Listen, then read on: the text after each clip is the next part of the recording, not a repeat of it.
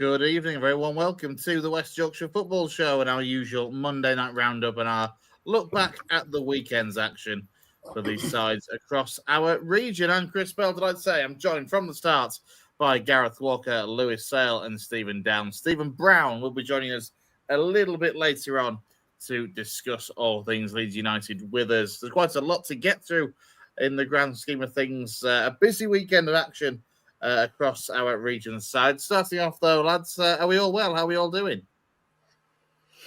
All good, mate. You? Yeah, not too bad. Gaz, are you slightly less, what was the word you used at the weekend? Footballed out? Yeah, one of you lads used that phrase in the chat last night after, it was like 8 o'clock last night, and I thought that is exactly how I feel, obviously. Being a two-team wanker and my two teams both losing, it was pretty crap this weekend, really. I felt quite shitty last night, yeah. And speaking of no, that's a bit harsh. Downsy, how are we? You all right? all good, Christopher. All good. I imagine you are still pretty buzzing, to be fair, after what Saturday brought. I'm chill, mate. I'm chill. It's a nice win, but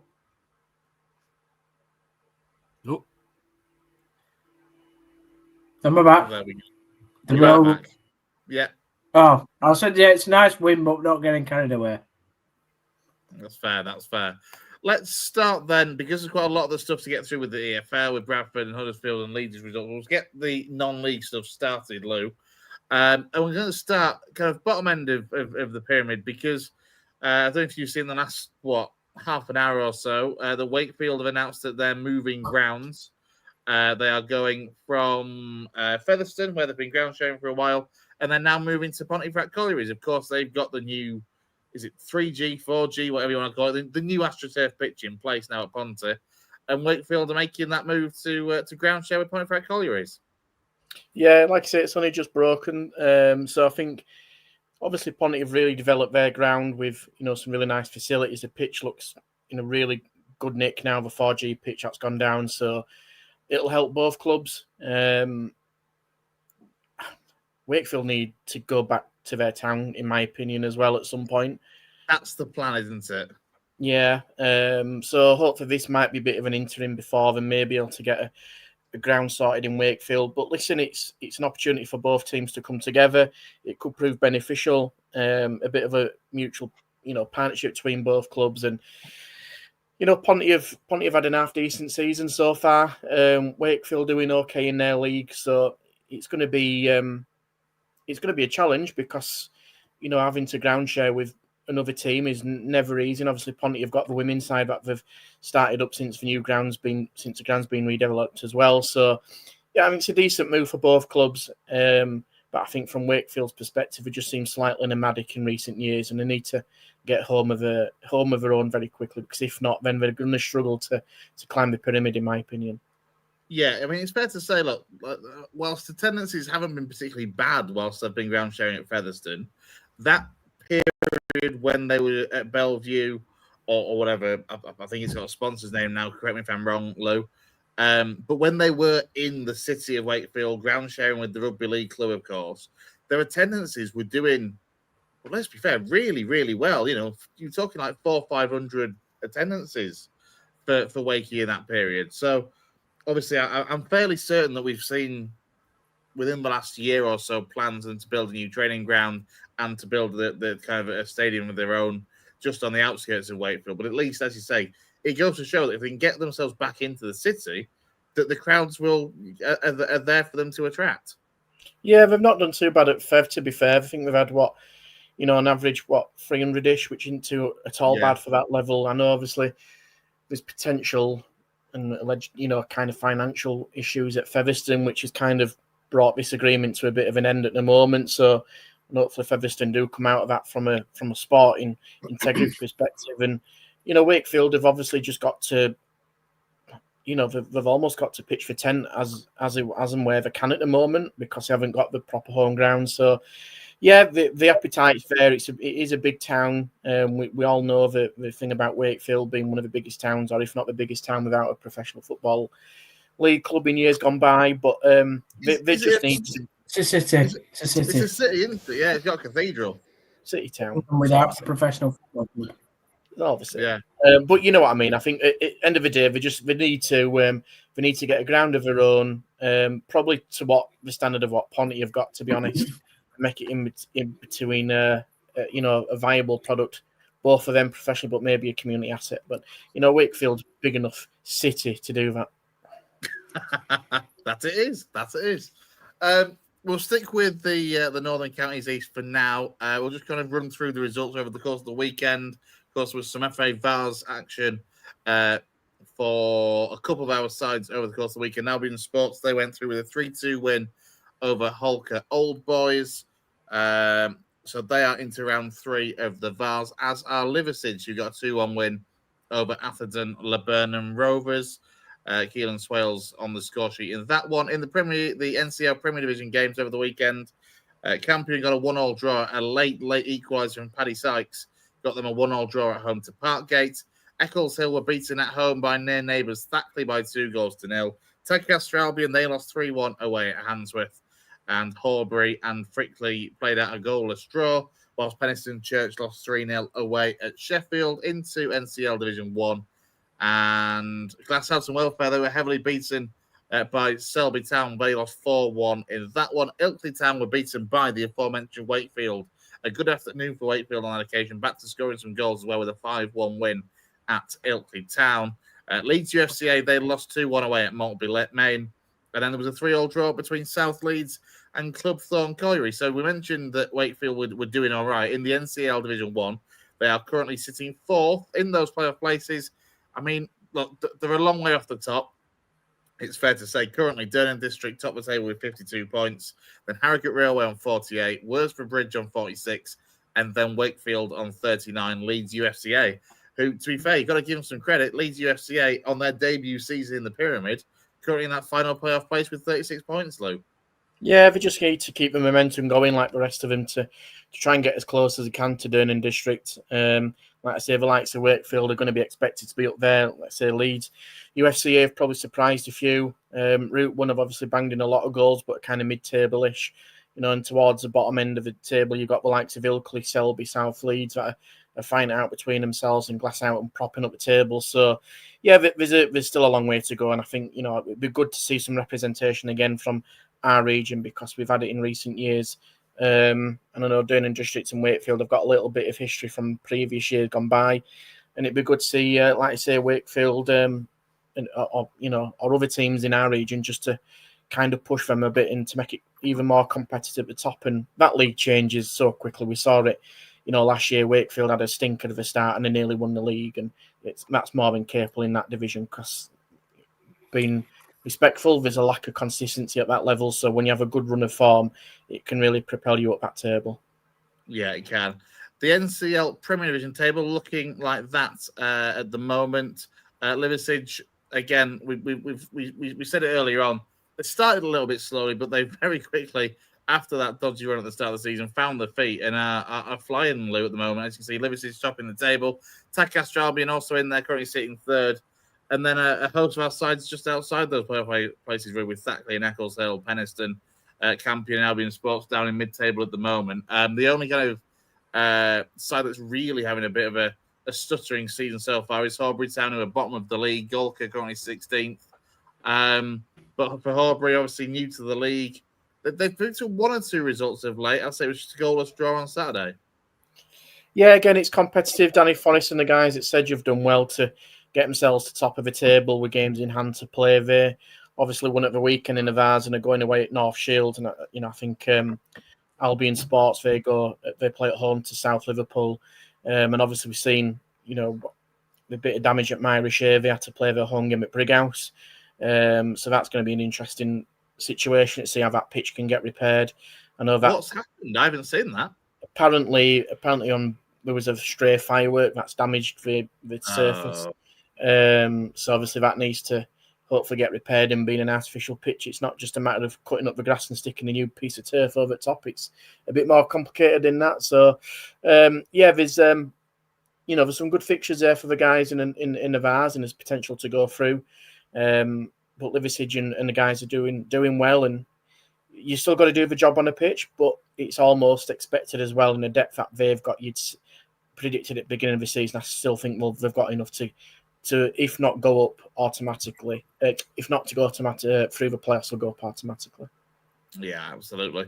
Let's move up a level then into the MPL East. A very busy weekend of action again for the sides in our region. Brighouse Town, they got a 1-0 win away at Blythe Spartans. Emily got a good win against a strong Bridlington Town side, running out by 3-0 winners. Gareth also matched that scoreline at home again to a very strong Dunstan side, so a great result for Paul Marshall's side there.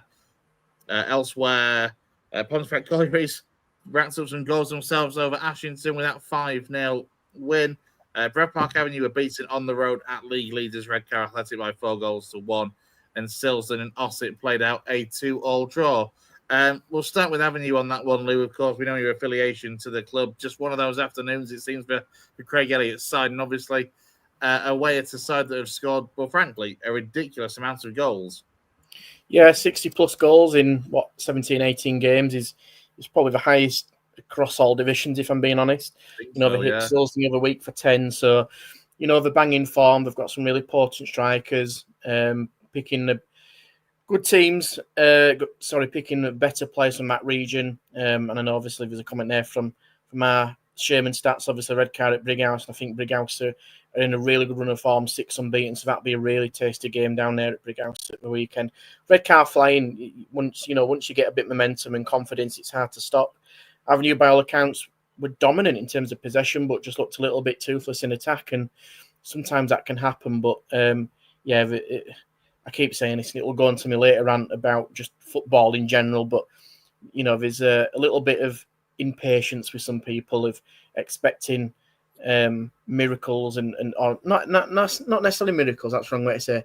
Expecting a lot from the lads, and they're doing all right. To lose 2 in the league and be third and be in a second round proper UFA trophy still isn't too bad. And yes, we've dropped points in draws, but we're doing all right. And yes, it's disappointing. Is the league title probably out of reach? Yeah, it probably is. Did I ever think Avenue were going to win it? Probably not. But they're in the mix, and that's where they need to be. But in terms of the other results as well, Ponty hitting 5 against Ashington, a really good solid result. 400 at home shows, again, what them facilities can do for teams like that. Gareth, like you mentioned, with a really good solid victory, and so did Emily against Brid. Brighouse said it earlier on, absolute flyer. I mean, I know Blythe Spartans are under transition again, the Newcastle Blue Star manager going there and taking a few players.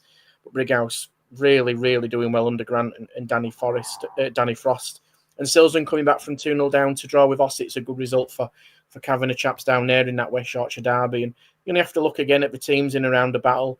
Avenue, Emily in the playoffs, Ponty just outside of it, Brighouse in 10th. Last season, Ponty and Brighouse at the wrong end of the table and Ossett, and now they're comfortably mid-table.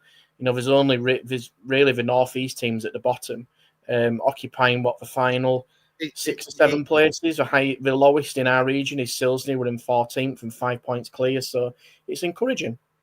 Yeah, I was going to touch on Silsden because they were kind of one of those bottom 2 sides only a couple of weeks ago, maybe 3-4 weeks ago at most. It's been a really good upturn in form for Matt Cavanagh's side in particular. Yeah, they've done well, and the kind of one of the turning points may have come against Avenue when they drew 2-2, and they were up against it but dug in and arguably deserved a point with how they performed. And home form's massive, and they'd have been disappointed to lose that game against Ossett, but the way they've fought back probably feels a bit like a win for them.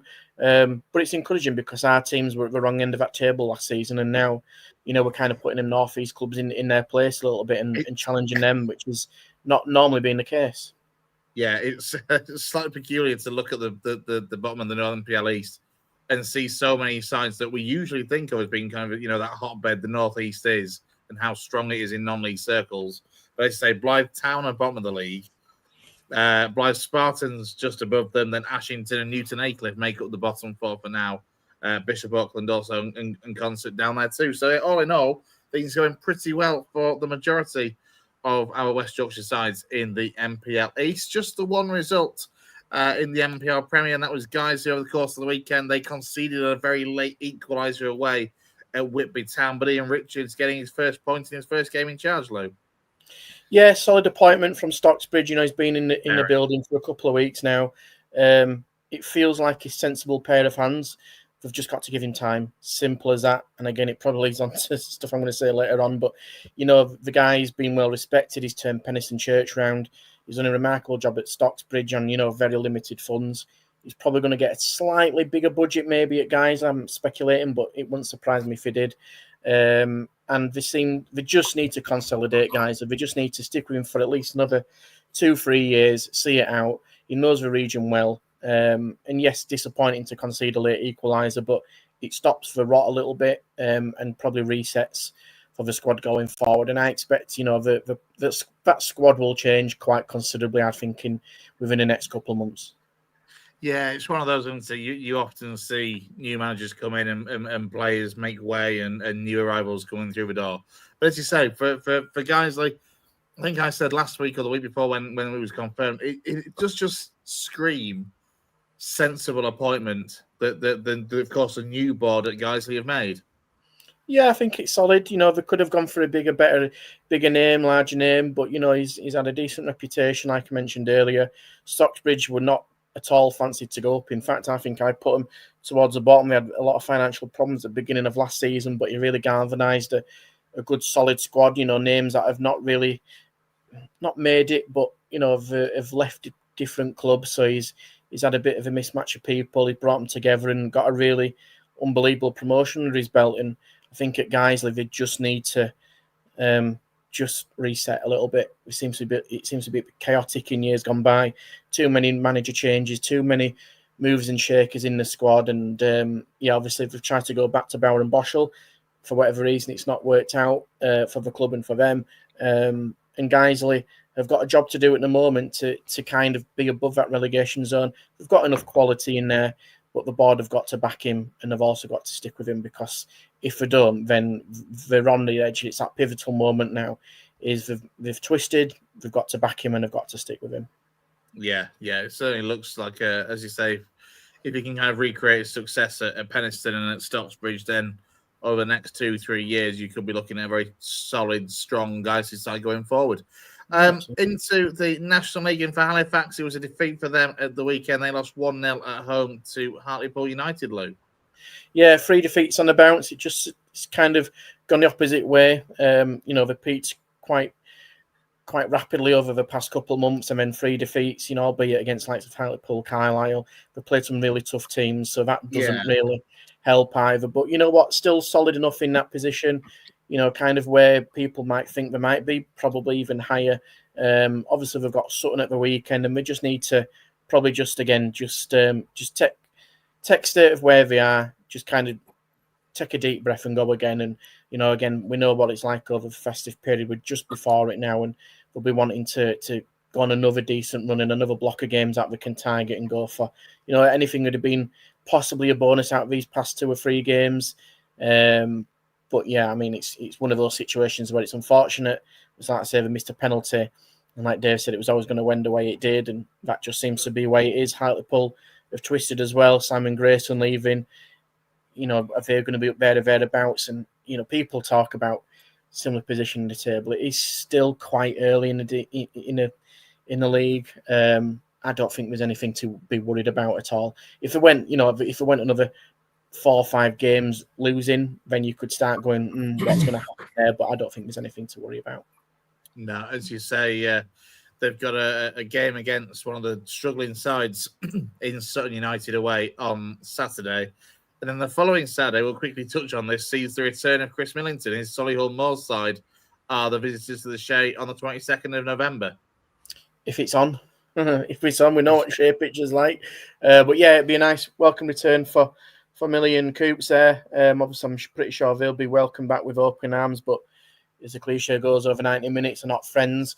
Obviously, they've gone in there to a situation at Solihull, not dissimilar to what they were at Halifax, and they're going to try and pull it around as well. So, yeah, they're probably evenly matched teams, but it's one of those that, again, just before the big festive busy period, it'd be a really good opportunity for both teams to get 3 points on the board.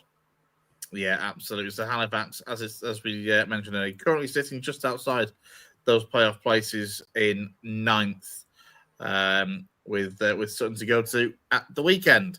Let's go into the Football League then, into League One, and we'll turn our attention. Do we go with the happiness of Downsy or the sadness of Gaz? I mean, go with Downsy. Let him enjoy it. You have 30 seconds. I'm joking. Go on then, Downsy. Back to winning ways for Lee Grant. Now, the question is, was there enough on Saturday to suggest that Town can kind of go on a run? Or is this basically just bought Lee Grant a little bit more time? Yeah, I mean, listen, you went into the Plymouth game on the back of a win over Mansfield in the Virtue Motors Trophy. It was a much changed team, a strong team that he went for in that game, but it was a different record system. Attendance. Yeah, record low attendance, which obviously, he's down to, I think, twofold, really. The fact that nobody's being bothered about the competition, to be honest. But the other reason is obviously Town have been in bad form, and I couldn't see them beating Mansfield either. But Grant used a change of system. We played 4-4-2 with a style of 4-4-2, I should say. Wasn't a traditional 4-4-2, but it was a version of it. And he played Bojan and no, he didn't play Bojan. So he played Charles up front with Joe Taylor. Charles got 2 goals on the night, with the young Josh Feeney getting the other. So that, gave the lads some confidence to go into what was a massive game on Saturday against Plymouth. And it was dubbed El Sacchio by both Town fans and Plymouth fans. And we came out on the right side of it. I have to say Plymouth looked very, very poor. They had 5 players out of position. They had a right back playing at left back, a left back playing up top. They had a centre defensive midfielder playing at right back. And at one point, they brought on a young lad that they'd just signed from, I think, Taunton, 18-year-old kid who, was just chucked on by Tom Cleverley to try and get him out of a hole. So, I thought they were very poor. But on the other hand, I thought Town were really good. Radinho Bolker back from injury and international duty now. Hopefully he can get a run in the side because he looked absolutely excellent. I thought he was man of the match, outstanding on the day. Makes a big difference to that defence in terms of his speed and his ability on the ball. Charles getting another goal. Bojan Radulovic getting a goal. So really, there were a lot of good positives to come out of Saturday. Again, Grant changing his style. I mean, whether that's down to the fact that he really didn't have a lot of choice because of the type of players that he's got available to him, because Town do have a massive injury list with 12 first-team players, and I mean first-team players out injured. But the system worked, and we looked, very good value for the win. We should have scored 10 minutes before we actually did in the first half. And the second half, we controlled much of the ball again, despite Plymouth coming out with a little bit of fight, but that sort of died down after 10 minutes in the second half. And, what I would say is the biggest positive for Plymouth is 1,200 fans travelling all the way up 7 hours. Most of them will have travelled to sit in the away end at Town, knowing that they were probably going to lose. But yeah, excellent Saturday. It was really, really positive to sit in the ground. It's the first game I've enjoyed since the opening day against Leyton Orient, and there were just lots and lots of good positives. May it continue. I mean, off the back of that, you'd be kind of chomping at the bit for the next game. How much of a pain in the backside, really, is it now that you go into an international break and there is no game now for another 12 days or so, and it's Mansfield Town away?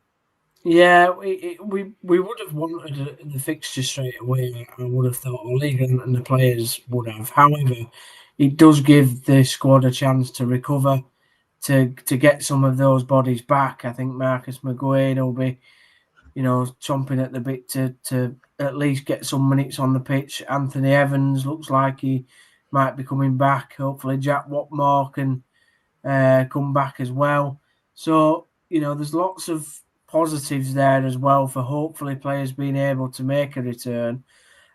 What I do hope, though, at the same time is that Grant doesn't go back to his old ways because he's got more bodies that he can chuck back on the pitch. I hope that he sort of, keeps it simple. Because when we did that in the last 2 games, we looked like we were a really good team. I mean, are we starting to see a what's the word? Put it this way: for a long time, Grant was seeming quite stubborn when it came to the tactical situation, the formation, the players that he was using. Are we kind of seeing that? Obviously, in the last couple of games, he has changed things slightly. That actually he's going to be certainly, let's be honest, more adaptable than we first thought. Because for a long time, we thought he's just going to end up running himself into the ground with this stubbornness, and that's going to get him the boot almost a little bit Duff-esque. Yeah, I mean, the big acid test will become in 2 weeks when he does have players back and we see what sort of team and formation that he puts out. Now, if he puts 2 strikers up top, and I mean up top, we'll know that he's learned the lessons and he is starting to really learn. So, baby steps. I think the supporters took a lot of heart from the result against Plymouth. There's more convincing to be done. However, it's a step in the right direction, certainly so. And so you have to give him credit and be positive when things go right. As he totally convinced me that he's still the right man to be in charge. I know Lou's chomping at the bit to get stuck into some of these conversations later on. I think as long as he's going to learn and continue to learn in the next couple of games and keep it simple and play to the systems that suit the squad, then all power to him. And you know what? It's a bit of a full circle for him, and that's what being a young head coach is, or manager in our case, is what it's about. But there's some very stern tests coming up. I was Cardiff, Wimbledon. They're not easy fixtures at all. Yeah, I was going to touch on this because obviously, as we say, you travel to Mansfield on 22nd. That's followed by a Tuesday night game away at Luton Town, who themselves have picked up a couple of results of late under Jack Wilshere. Then you host Wimbledon, who are obviously quite a strong physical side, if not kind of leading the league table, whatever. And then you have got a side that's leading the league table in Cardiff at the start of December. As I say, it's one of those that this result, as I said at the start, kind of obviously, if the results were to return to a poor run of form, it looks like this Plymouth game may have just bought him some time rather than kind of maybe change anything. But it's one of those that I guess it remains to be seen, doesn't it? Time will tell. Yeah. You look at the next 4 games, and they're all very different, aren't they? In terms of styles of the teams that we're playing. You got Nigel Clough at Mansfield, an experienced gaffer. Although we beat them in the cup, they did make 4 or 5 changes themselves, of course. And so, I wouldn't say we sort of like went up against their real first quality squad. So that'll be different. And then we've got, like you said, a very physical test in Wimbledon. That they've come up, they've done probably better than what a lot of people expected. And I think we've struggled against a big physical test so far. Burton is a good example, even against Bradford, who have got physicality in their team. So we've struggled with that. Luton are a side that Bloomfield likes to play the right way, but plays a pressing style of football, high intensity, that sort of thing. And then we're playing what ultimately is the football manager of League One in terms of, playing tiki-taka, sort of very passive, defensive, sort of like getting round teams in Brian Barry Murphy. So, I think there's 4 very different managers there that Grant's going to come up against in a very, very short amount of time. So it's going to be interesting. That's if Barry Murphy's still there by the time you end up playing Cardiff, because he's now being linked with the Middlesbrough job. I mean, if I was him, I'd understand going there. But again, like we've said in the WhatsApp chat, I think Cardiff have given him an opportunity. He should be good enough to stay there and do the job that he's been paid to do at Cardiff. But that's only my individual opinion.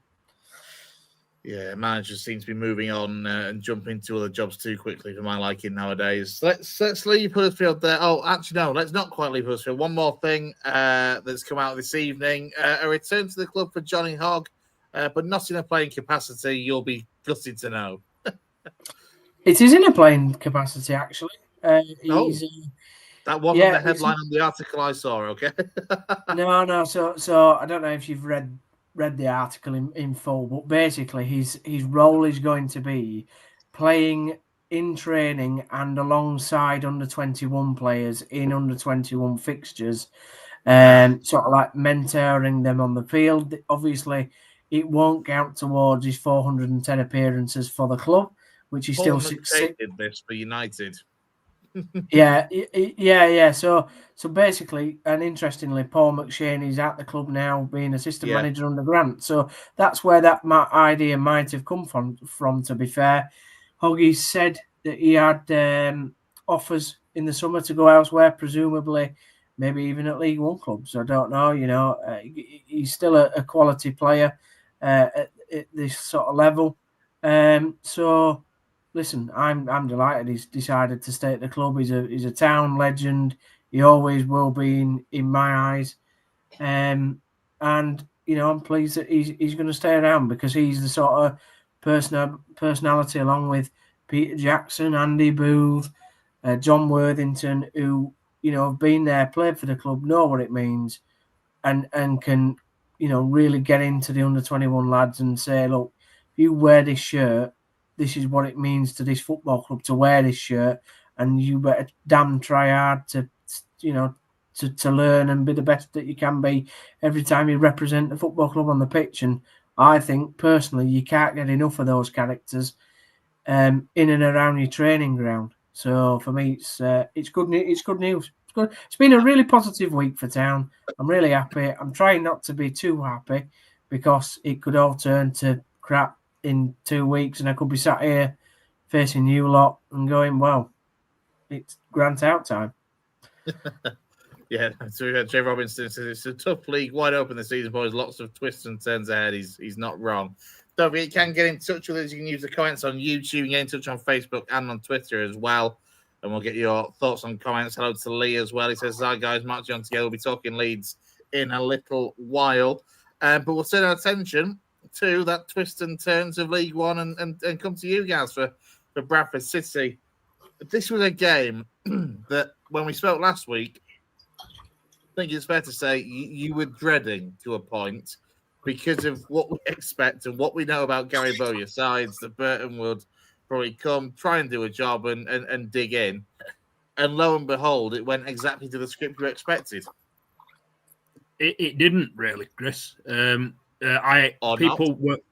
People were worried that that's what had happened. And to be fair to Burton, they just outplayed us in the first half. We were absolutely dreadful in that first half. Probably the worst we've played for a long, long time. I know you guys were at the Lincoln game, and we talked after that about how poor City were in that first 25 minutes. Well, that 25-minute performance against Lincoln lasted for the whole of the first half against Burton. We were just absolutely dreadful, and all this worry about Burton coming and anti-footballing us and wasting time and killing the game and doing things, the dark arts, we needn't have worried about that because they didn't need to, because they just came and outplayed us in that first 45 minutes. We couldn't string two passes together. We're absolutely dreadful. And Burton, and it cost us, and Burton scored 2 goals in, I think, the 41st minute and the 46th minute, and we're 2-0 up at half time. And by the time we got our act together in the second half and actually came out and played how we know we can play, we'd left ourselves far too much to do. And we deservedly lost the game. And yeah, it was I think it's now 1 win in 7, and that win was in the Virtue Motors. So we're wobbling a little bit. Not that I want to get too disheartened, because obviously I've come on this podcast and said numerous times that we will hit a sticky run, and maybe we're in it now. And form has been streaky under Alexander before, and we've come through it. So I'm sure we will do again. Yeah, I mean, speaking of wobbles, I'm just going to bring our very own Stephen Browne into the conversation whilst we're here, and whilst we've got that pause. But yeah, I mean, look, it's one of those guys. Look, I'll say we wondered what Burton would do, and as you say, we just didn't expect City to necessarily be as poor as they were. No, we weren't. And what annoyed me a little bit was in the second half when obviously they were 2-0 up and City fans are getting apoplectic in the stands at the time wasted in the dark arts and all this stuff. And me and a couple of lads I sit with us had said in first half, if they get in front, you know what's going to happen. We thought it had happened at 0-0. But it happened at 2. They didn't need to do it at 0-0. They waited till they were 2-0 up until we started playing, and then it started. And to be honest, that apoplectic anger that was coming from the stands at them aimed at Gary Bowyer's team in the second half would have been much better aimed at City's performance in the first half. To be honest with you, because they were we were dreadful. And I've said obviously that we've got to. I've come on this podcast and said that we shouldn't overreact when we lose a few games, because obviously we've got to remember how far we've come in the last 18 months and we really have done well, and we expectations this season have obviously increased based on how we've started, and we shouldn't be too downhearted when we lose, and I won't be getting carried away with a poor performance or a defeat, but that doesn't mean that you can't point out how bad we were in that first half. You know, there's two sides to it. We shouldn't get carried away and say that, you know, it's the end of the world. But you need to call out when something's as bad as it was, and it was really, really bad in that first half. I mean, table-wise, miraculously, really, not too much actually changed for City. Still sitting second. I mean, is there an element where you kind of feel like, yes, whilst it was a missed opportunity and you would have gone back top, to a point, City slightly got away with it because of results elsewhere? Yeah, I think a lot of other teams lost up there too, didn't they? I mean, Stockport got hammered by Luton, which was a massive surprise for everybody. Although, like you said earlier to Downsy, obviously Wiltshire's started reasonably well there. I think the thing with City is that it is 1 win in 7, and it is that win was in the Virtue Motors Trophy. And obviously we know different teams take it to different, you know, think different things about that competition, how seriously they take it. What I will point out is, yeah, that 1 win in 7 is a bit worrying, and the goals do appear to have dried up a little bit. Obviously, the goal was a penalty on Saturday, Stonewall penalty, by the way. I don't think even Burton argued with that. And the only other goal we've scored in the last 3 or 4 games was a deflected shot from Neil Burns. So, yeah, the goals are drying up, and it's 1 win in 7. But I will point out that in that run of 7 games where we've not won 6 of them, Saturday was the only one where you could say we deserve to lose. You know, the other performances when we've drawn games, we've probably been arguably the equal. We've deserved a draw at least. Some of them we've probably deserved to win. We lost at Cheltenham in the Cup the week before, and apparently absolutely battered him in the second half. The Lincoln game, I thought Lincoln were the better side the first half. We were the better side the second half. So it hasn't been a case of we've deserved to lose or we've not deserved to win in those games. Saturday was the first time where we deserved to lose the game, and I just hope that there's a little bit of a reaction. I mean, Max Power came out afterwards and said that it was the first time he could, you know, the players need to really look at themselves after that first half performance. The second half was miles better, Chris. The second half, we turned up and played how we know we can play. It was just a case of what we should do. And we need to be careful that we don't do that again, because, like I say, we started slow against Lincoln in the previous league game, and we did it again, and it cost us on Saturday. Can I just go on, Danza? No. I was just going to say that Gazzy's right with what he said about the table. I love the fact it's such a Huddersfield Town thing that we win and still drop a place. Yeah, I just love that on Saturday. But yeah, it was just something to point out. Such a town thing to do.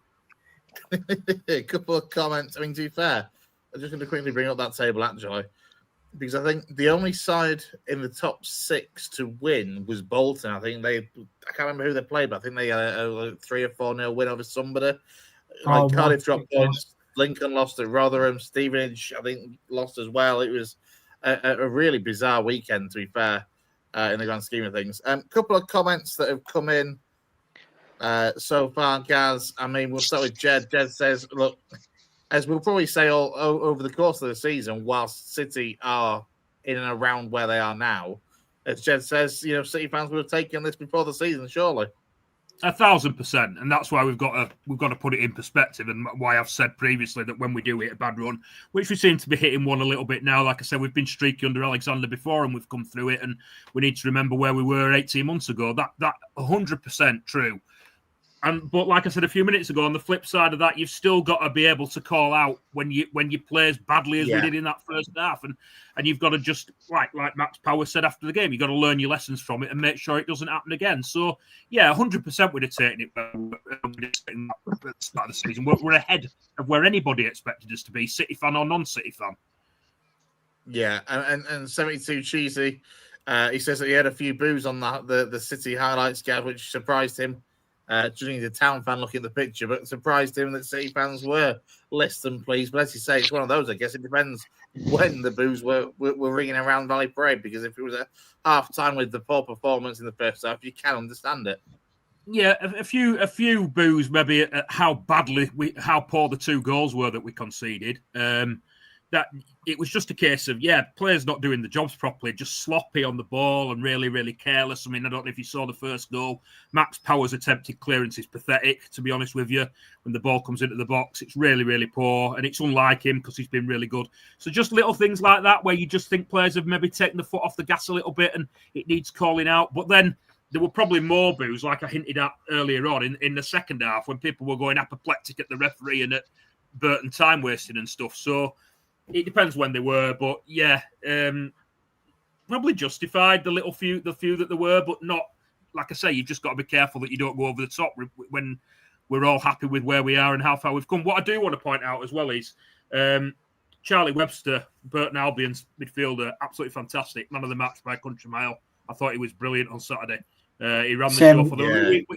We allowed him to, because Max Power and Tommy Lee in the first half were far, far too deep, almost sitting on top of the centre halves, which left a massive gap for him to operate in the centre of midfield. And obviously it helped our attacks just broke down far too easily with us being careless on the ball and giving it away. But yeah, he was man of the match by a mile. Really, really impressed with him.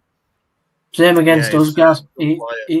He was so good against us as well. I wouldn't be surprised in next season if he got a bigger move than Burton, to be honest. Yeah, is he ex-Chelsea? He's been through the Chelsea. I was going to say he's a product of the Chelsea academy, and I know he had some good loan spells out from Chelsea as well in his younger days, and he's doing superbly now at Burton. I don't know how old he is, though. Is he, what, 27, 28? 22? Yeah. He's still young. He's only young, yeah. He's only early 20s, I think, at most. He's going to get a bigger club than Burton, definitely, coming in for him, because he ran the show against us as well.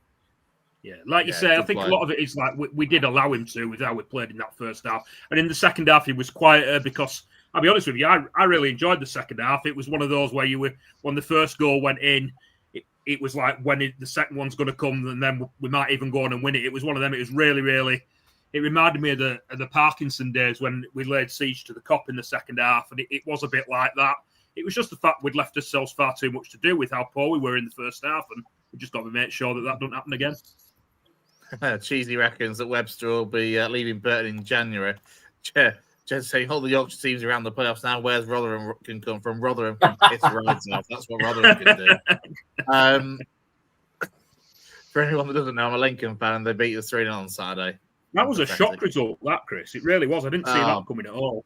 Well, I mentioned it just before we came on air. I was chatting to you all, and it's the classic Skubala winter shit fit that we're going to. Like every season so far, like when he first took over, I think he took over in late September, early October in the first season, and by November, December, January, we were terrible. We didn't win until the end of January. Last season, the same thing happened. It's like we need to go on pre-season training camps in frigging Iceland and the Arctic, like the country, not the supermarket, and just play in cold environments, because it gets to like now, and we just can't play. We just can't get a win for shit. Like it can be cold though on IL-10. I've been in Iceland. It's when the peas get going. But morning to Jeb, by the way. He watches us from Australia. So he doesn't know a damn thing like cold, does he? Then if he's chuffing Australia, bloody hell! But yeah, just pathetic from Lincoln. Anyway, speaking of pathetic, Browne, not you personally, but Leeds defending at the weekend. Yeah, hang on. Let me just sort me me camera out. 2 seconds. Oh. Hey. Just leave that on. Pretty much sums it up. I mean, you've had some paper around, haven't you, lad? If that was yeah, me and my younger days, mate. Me and my younger days. Yeah. Where do we begin? Where do you want to start, Chris? I mean, Christ, about you tell me the group chat. I think the group chat is a good place to start because yesterday was interesting with a capital I. It was, wasn't it? We had some different opinions, I think, didn't we? Yesterday. How do I feel about? Let's start with the match, I guess. Yeah. Let's start with the actual 90 minutes of football, and then we'll let Lou have his little rant about managers and everything else to come afterwards as well. So, yeah, in terms of the game itself, you went ahead. You were pretty stunned, judging by the group chat, and yeah, we were. Yeah, so I mean, going into the game on Sunday, I put in the group. You know, when you just know, you just absolutely know that you're not gonna be at it, and that's what I was worried about. It wasn't what I expected; it was what I feared. And I'd said to Jay on our Thursday show, I said, I'm worried, really worried that we're just going to see a repeat of the Brighton performance, and for Farke, that's going to be really damaging if we just see the same thing again. And that's exactly what was served up. Terrible performance, start to finish. Nottingham Forest had about 10 shots before we even knew what planet we were on. We get the goal, fantastic save from Perry. Should have been 1-0 down. He pulls off a miraculous save, and we go up the other end and we nab a goal. And you're thinking, brilliant. You know what? Fine, don't care. We've not had much luck this season, so bring it on. We've got something to go out. We've got something to protect. And then we go and concede within 2 minutes. 2 minutes, we throw that lead away. And we're just so poor. Just so poor. And the worst thing is it's predictable. Now, this is where the problem with Farke is now. You'll know me and Jay, we're big Farke supporters. We've enjoyed what he's done this season. We've backed what he's done this season. I think he's done well earlier on in the season. But I just think, looking at how we performed on Sunday, it's really difficult because I just feel like we're trending downwards now. I think the wheels are coming off a little bit. We've won 1 game in 6. The game we won against West Ham, if you're being harsh, we could have easily drawn that game. We were very close to throwing that away as well. It wasn't a good second half performance in that game. So we've won 1 in 6 game. We've got a hell of a run around the corner. We're playing Liverpool, Man City, Villa, Chelsea. This was the time we needed to pick up points if we were going to give ourselves a chance. Now, what happens? We keep Farke, we probably lose all of those games, potentially, probably, most likely. And then what are they going to do? Farke's holding on to this fact that we're trending at a point per game, correct? But does that take into account who we're playing over the next month and a half or 2 months or whatever? I don't know, because the likelihood is we'll still be on 11 points. Now, the caveat to that is, let's see what we're like at home. Massive game against Villa in a couple of weeks at home. We've been decent at home so far. Although, like I say, the West Ham game, it was less convincing than what we'd seen previously. I think if we'd have been playing West Ham a week later, where Nuno had an extra week, I think it would have been a different story. But look, that's what about it. So it's a huge. Let's just cut to it. Farke, do you make the change? Let's get straight to it. Yeah, you're skipping ahead. I know. I was going to bring up the table and everything. And even me and Jay on yesterday's stream, about 10 minutes into it, we couldn't help but go to this. Now, the problem is we've got a horrible run.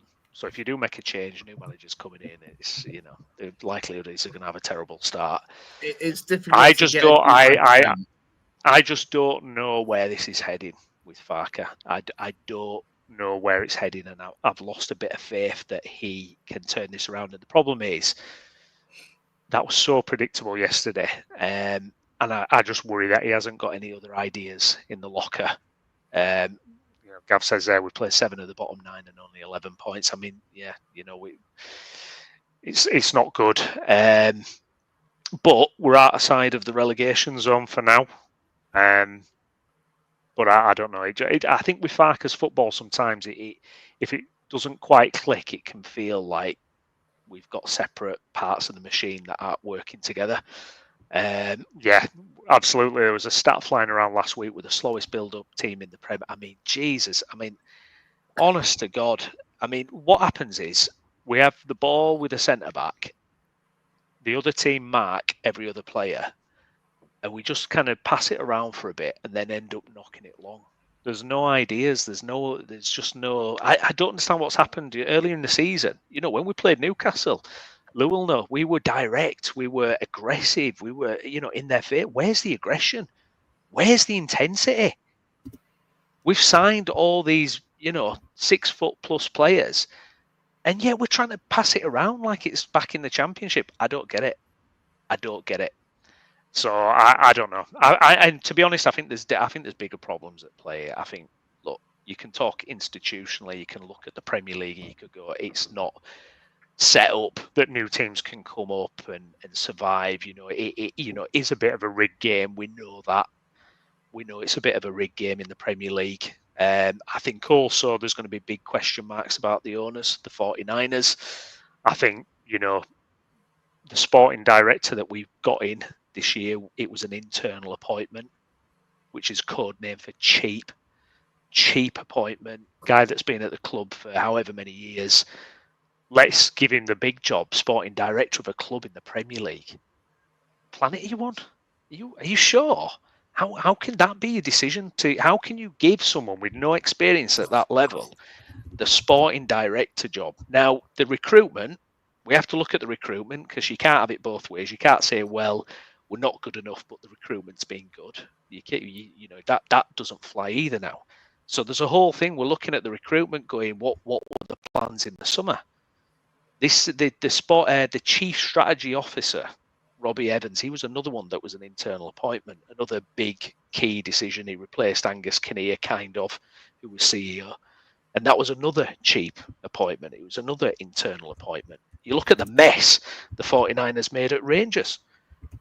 How long did they keep Martin for when it was clear to every Rangers fan and his dog that it wasn't going to work with Russell Martin before they bit the bullet and made the change? We said that before they appointed him. Yeah, it's.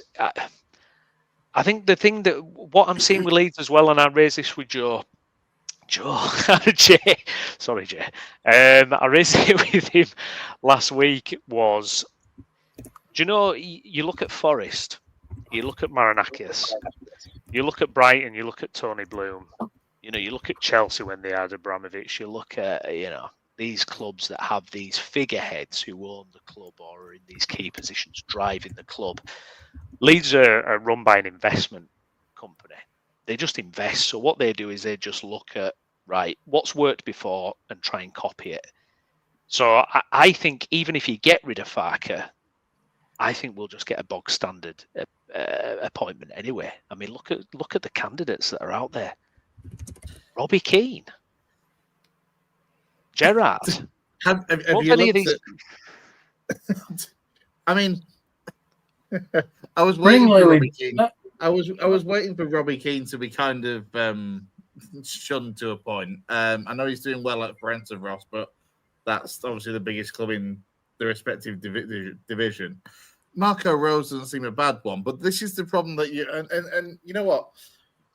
There was obviously all that talk in the summer about do we axe Farke now before the season started, and at the time everyone, and I think yourself and Jay were both inclined to be like, no, he's deserved this chance to manage it in the Prem, etc. Kind of see where we go from here.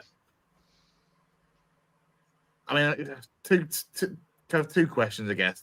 The first one is, from where you were in the summer, do you think you're in a better or worse position than you expected at the time now, sat as we are this many games in? So, in terms of just position, Position and points, we're doing okay. I think we're doing okay. We're outside the relegation zone. The problem is the performances. That's the concern. Now, Jesse Marsh, when, what was that, 3 seasons ago? At the same stage of the season, he had 2 more points. We didn't sack him. We ended up sacking him in January or February, and it was too late. It's gone. Can't do anything there. Nobody wants to take over the club. So we've got a very close lesson in history. Telling us, the blinkers are ongoing. Is this going to work? You've got to do this early enough. I think most teams that start swapping managers in February, January, March, whatever, that tends to be too late, far too late.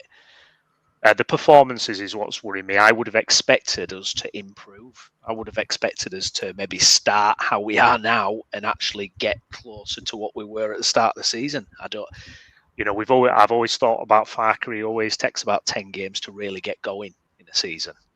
It doesn't seem to have happened this year. It seems to be kind of on the downward slope. So in terms of points, position, green tick, in terms of performances and where I feel this is heading, it's a thumbs down. I mean, I'm just reading Gavin's comments. He says suddenly it's 11 from 11. It will be 11 points from 15 after the next 4 games. He has to go now. He's reached his limits. I mean, the other thing that I was going to kind of point out when I said I had 2 questions was, had you have got rid of him in the summer, you probably would have been looking at a better pool of possible candidates in a strange way than maybe you are now. Well, I put in the group, I know Jay, or Joe, as I'm calling him tonight, didn't think it would be something that happened, but there were strong rumours that they wanted to get rid of Farker. They were seriously considering it.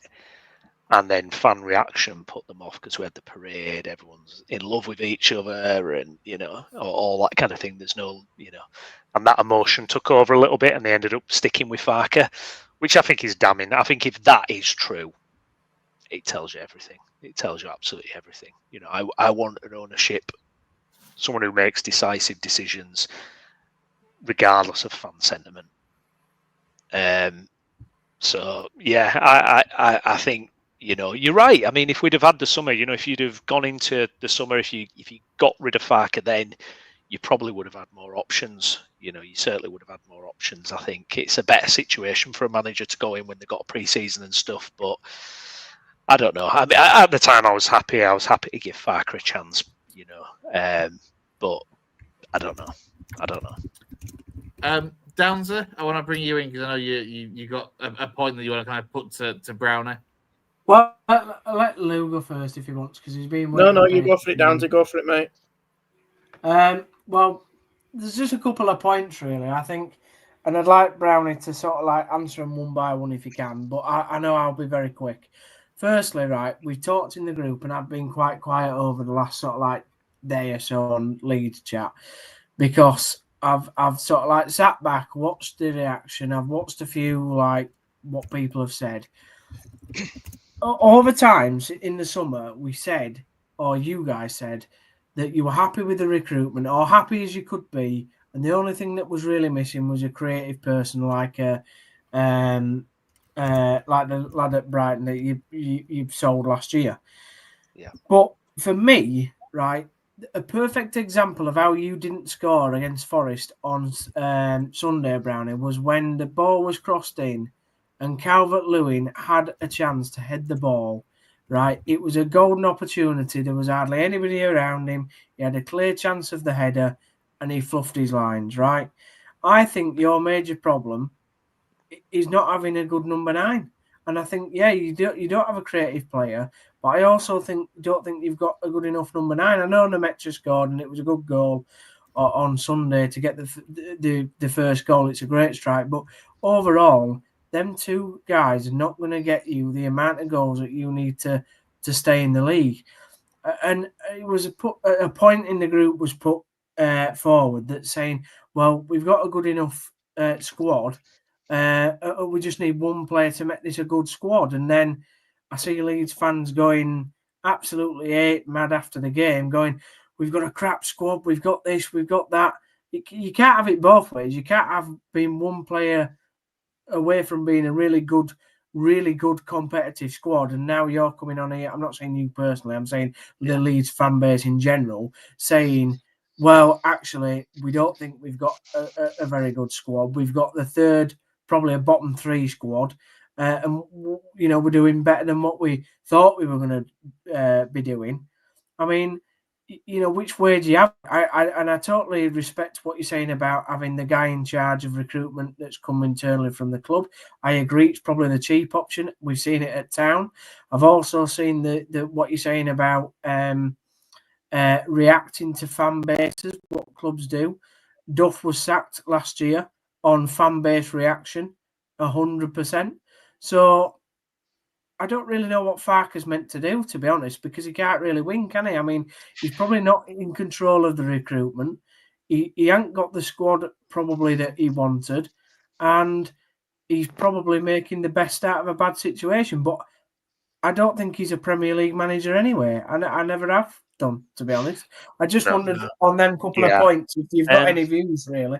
Yeah, no, I think some great points there. I think in terms of DCL, I mean, Jesus, anyone could have looked at Dominic Calvert-Lewin's career and said this guy does not know how to put the ball in the back of the net. You ask any Everton fan, could not put the ball in the back of the net. But what you're hoping from DCL is that, he brings others into the game. He's cute, how he wins fouls, and he's experienced, blah blah blah. But he's not going to put the ball in the back of the net.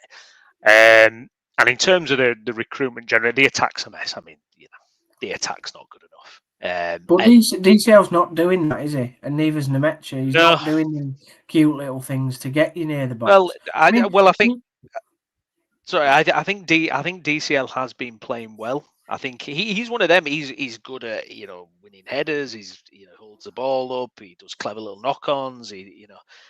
But eventually he's going to lose the will to live, because who's there to support him? There's no one near him. There's nobody to pick up the second balls that we've just dropped off. For me, major problem at the minute, and why I'm kind of pointing fingers at Farker as well, is what has happened to this midfield. Because the recruitment, we were kind of buzzing about areas of recruitment in the summer. I think everyone certainly felt by the end, I certainly did, that we'd not got enough in attack, but the midfield felt pretty good. If you look at Anton Stack, this guy was called the German Declan Rice. If you look at Longstaff, massively experienced Premier League player. Bijol was, really highly rated in Italy. Goodmanson, these are decent signings. So where's the level of performance? Why isn't Farker getting more from them? That's where I'm looking at Farker and going, okay, yes, we know there's problems with some of the tools you've got, but why aren't you doing more with the tools that are there? And it's all become very predictable. It's become his formations, his lineups are very predictable. If he wins a game, it's the same team the next game. If he loses, that's when he'll make a change. Nonto's been fit for 3 weeks and didn't make the squad. And then there's question marks. He's bringing Jack Harrison on at left back, who was absolutely dreadful and gives away a penalty. Ramazani, I'm not his biggest fan. I think his contribution's been overblown. But why did we let him go then to have such limited creative players on the wing? So yeah, I don't know. I don't even know if that answers your question. Sorry, mate. Yeah, it kind of does. I just feel that I don't get is I don't understand that this thing about we're only one player away from being a really good squad, to then everybody losing their minds after Forest going, well, actually, we ain't got that good a squad. Like, you can't have it both ways just after. And I know all fan bases react, but it just seemingly is a thing with Leeds at the moment.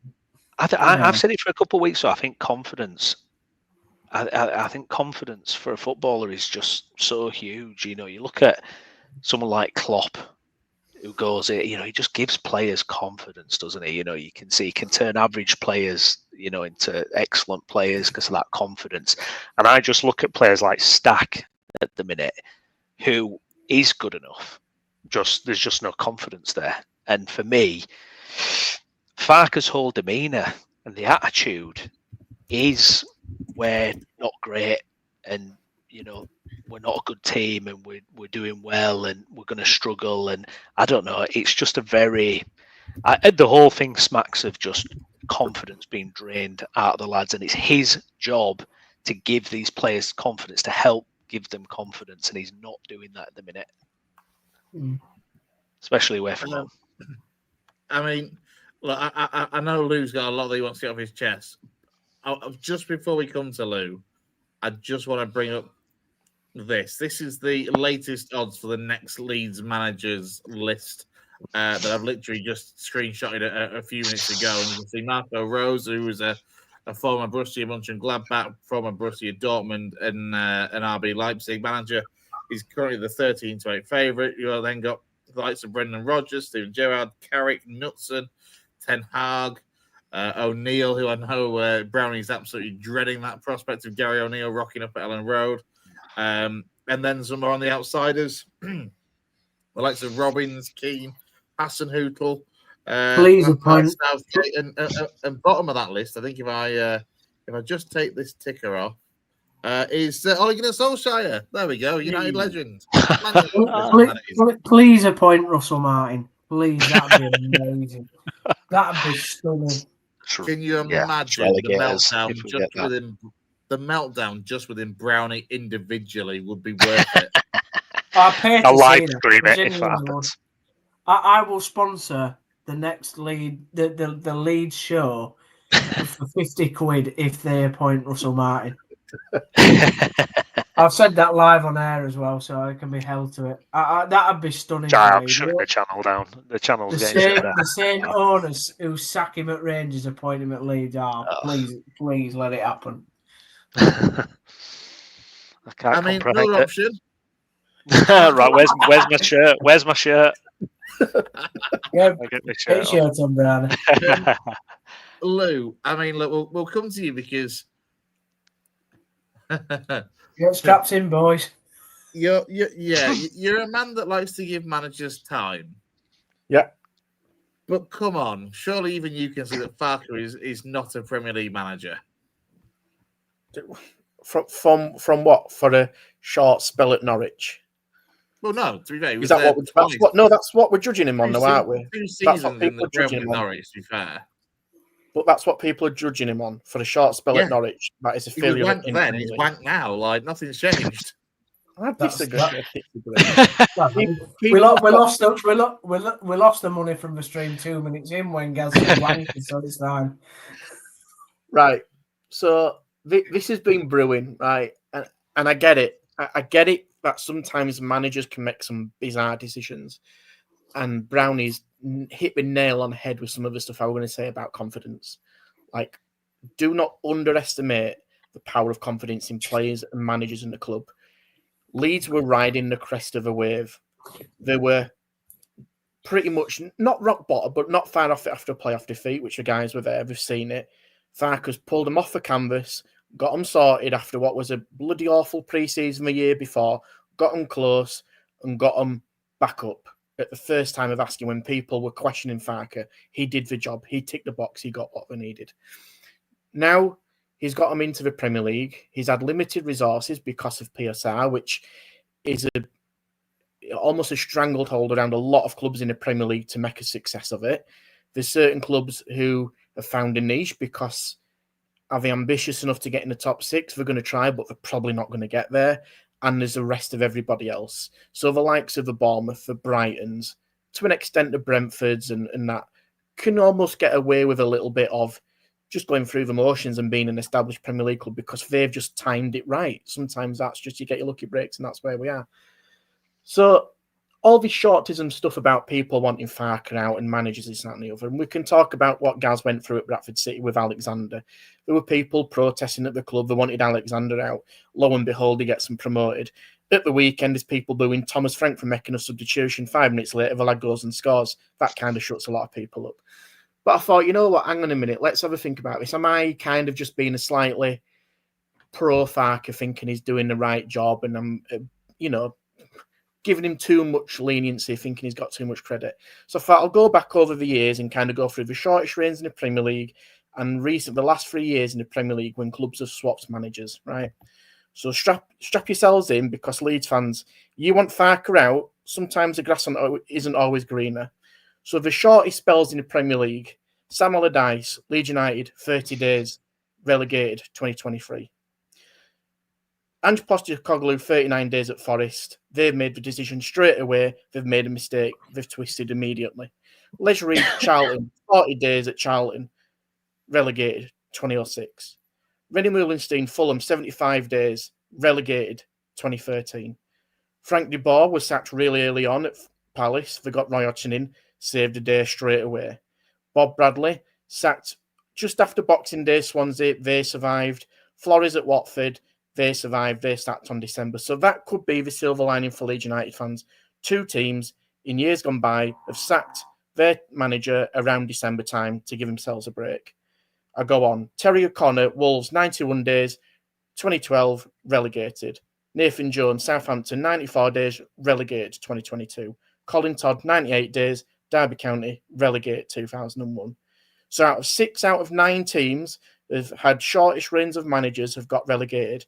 If you put somebody else in after Farker in December, you're going to get probably around Nathan Jones, Colin Todd, about 100 days or so. And Terry Connor, they got relegated. But that's not enough for some people, so I'll carry on. Okay, so 3 years gone by in the Premier League, I'll go through it. 21-22, Burnley had 2 managers, Sean Dyche, Mike Jackson, got relegated. Watford had Xisco Muniz, Ranieri, Roy Hodgson, 3 managers, relegated. Norwich had Daniel Farker, Dean Smith, relegated. The year after, Southampton had 2 managers, Nathan Jones and Hasenhüttl, got relegated. Leeds has Browne and Jano, Marsh, Gracia, Allardyce, 3 managers, relegated. Leicester had 2 managers with Brendan Rodgers and Dean Smith, relegated. Last year, Sheffield United in 2023, 2 managers, Paul Heckingbottom, Chris Wilder, relegated. Burnley had 2 managers, albeit Company took on pretty much majority. Parker took on the end of it, got relegated. And Luton were pretty much a League One team anyway. So Leeds fans, you want Farker out? It's looking likely you're going to get relegated. Yeah, but they're probably going to get relegated with Farker. So, what's that? They're probably going to get relegated with Farker anyway. Like, just because other sides have got relegated after changing managers doesn't mean Leeds are going to stay up by sticking with Farker. No, and like I said earlier, there's 2 clubs in the past in December who've swapped managers, Swansea and Watford, and they survived it. But be careful what you wish for, because people want Farker out. You're likely, based on history, that your club is going to get relegated. What do people expect from a team who's come up from the Championship with little PSR resources compared to other teams expect from the Premier League? Yes, Sunderland at the moment have been a bit of an anomaly, and it hurts me to say they've done really well. But come AFCON, they're losing 6 or 7 players, and arguably some of their players in that team could be questioned whether the Premier League quality.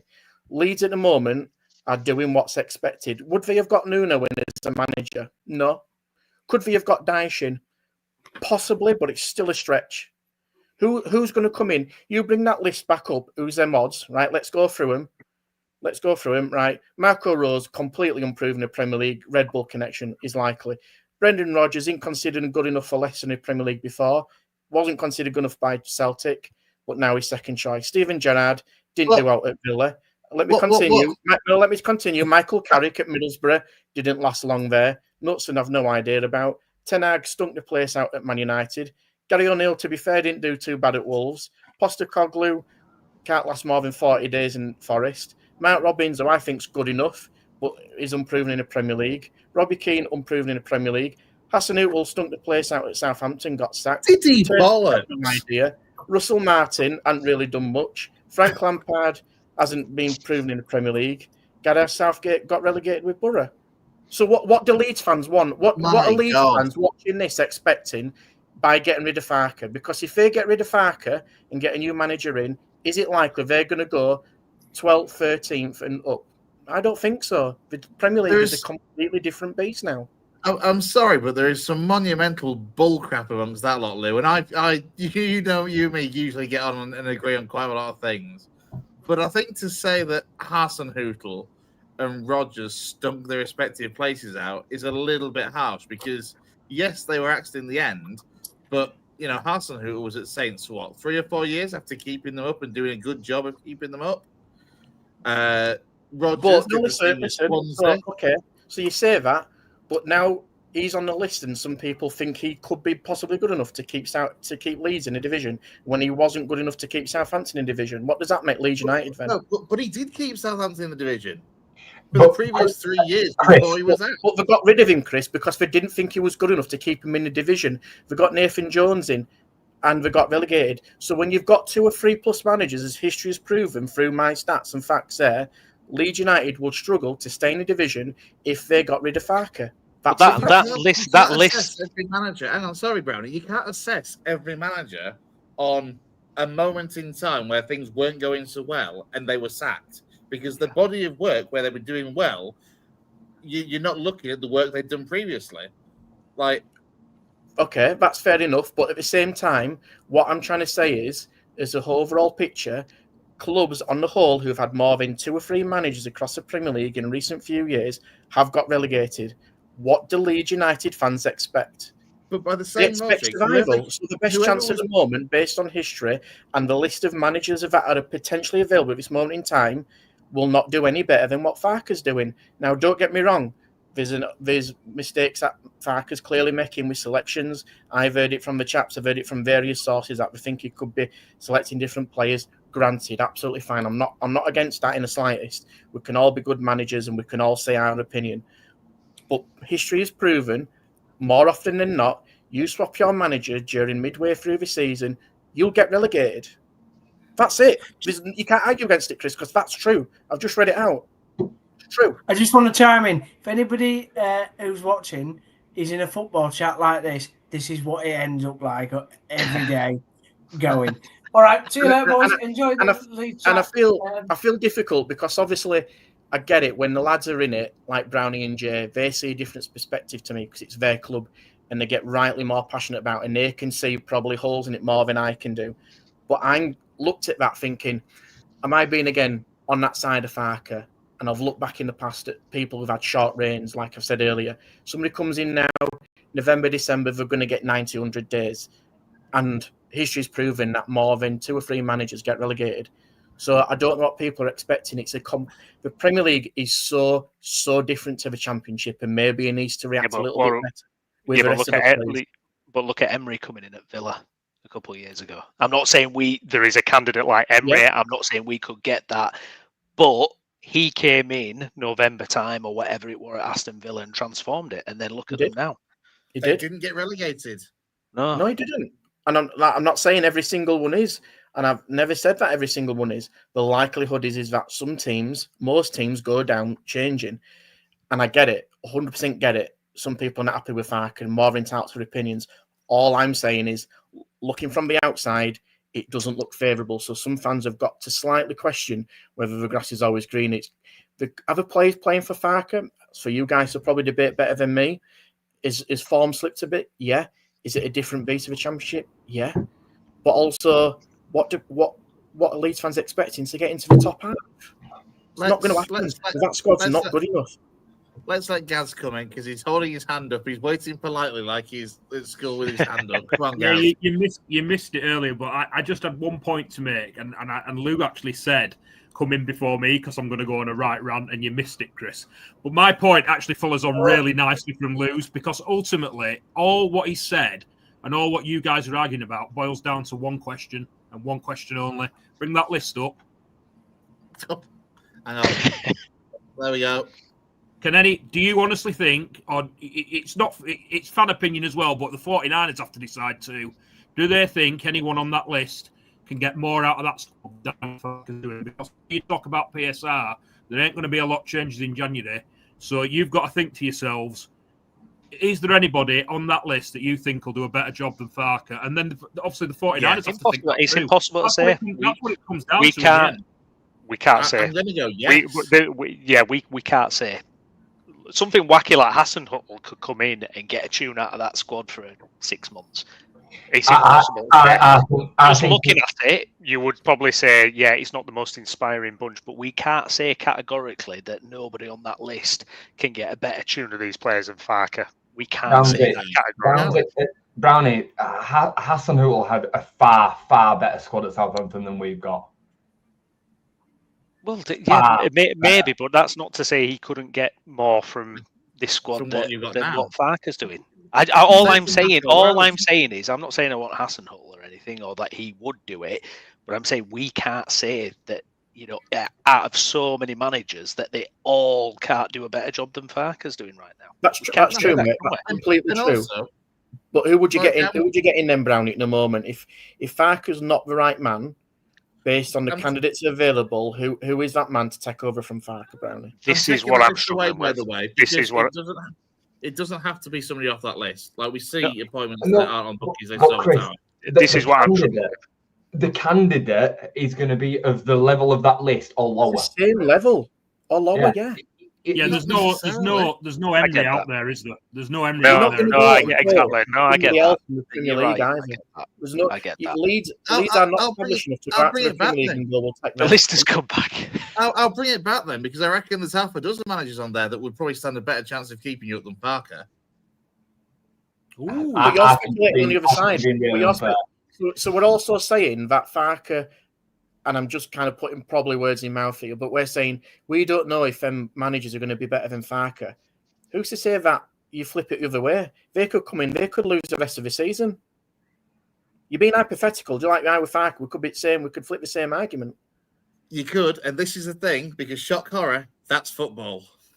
You take your chances, don't you? You change your manager, and it works or it doesn't.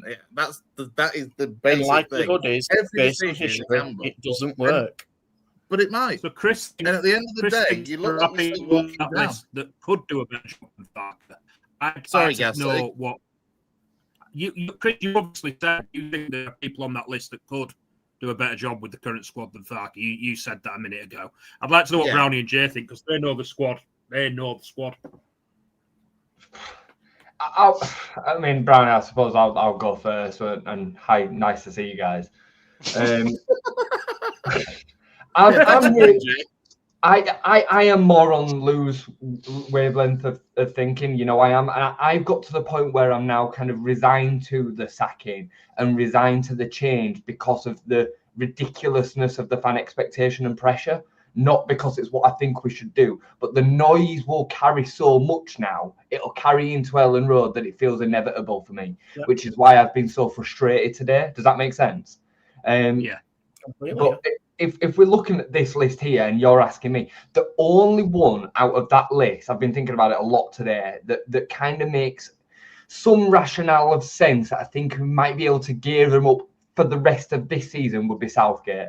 Because I think Southgate would be able to command the respect of being the England manager and of being as successful as he was to that level. It might make them play to beyond their capabilities. But in my opinion, the rest of that list would see this team go down unless there was significant improvements in the squad in January. And Southgate might even take them down as well. Because as Lou rightly said, at club level, he's got a relegation on his record as well. And then I think Chris has got a certain, he's right to a point in a certain time frame, things happen, managers get sacked. That shouldn't then discredit the success that they have. But I think even the success that this list have got, the likes of Brendan Rodgers, an example, a lot of water is under the bridge since then. It's the same conversation about Jose Mourinho. A lot of you would say, and I think Lou even said Jose Mourinho would be a car crash at Leeds United. I hear it. I understand the reason as to why. Brendan Rodgers, I think, could be exactly the same. So I really struggle with this list, and I look at it and I think I would prefer the fan base to be right behind the manager that's in place, that's been at the club for 2 years, that knows this squad, that has already shown he's capable of getting 100 points at the Championship. I know it's a different level, but still capable of rebuilding from the playoff final disappointment.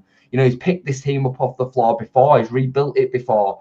So I would prefer that to be the favourable option, but I understand that the fan base are connected to it too, and it feels gone for me, if I'm honest. just saying that Michael Scabala's 33-1. Yeah, I heard Scabala's. I mean, Brownie. Brownie talk. Anyone that you see on there that you think would work or not work? Or? No, I'll be honest. This is part of the conundrum. There's nobody on that list that strikes me as being particularly attractive. I don't necessarily back the club to get it right either, based on certain things that I've talked about already this evening. Because how well thought out is it going to be? They've clearly got a plan. They clearly were trying to make it work with Farker. So what else have they been doing? So there's nothing inspiring on that. The thing I'm struggling with, the thing that I'm so frustrated with, is that the level of the performance at the weekend, because that's opened the door to this entire conversation. These last two performances, the one winning 6, the decline in performances, the decline, where's the aggressiveness? Where's what we saw earlier in the season? Where has it gone? Because the performances have been so bad over the last couple of weeks, it's opened the door for all this. This is the problem. This is why this is what I was worried about. I was worried the fact that it would be another stinker, and this is how we would all feel. This is how we would react, and there would be these conversations.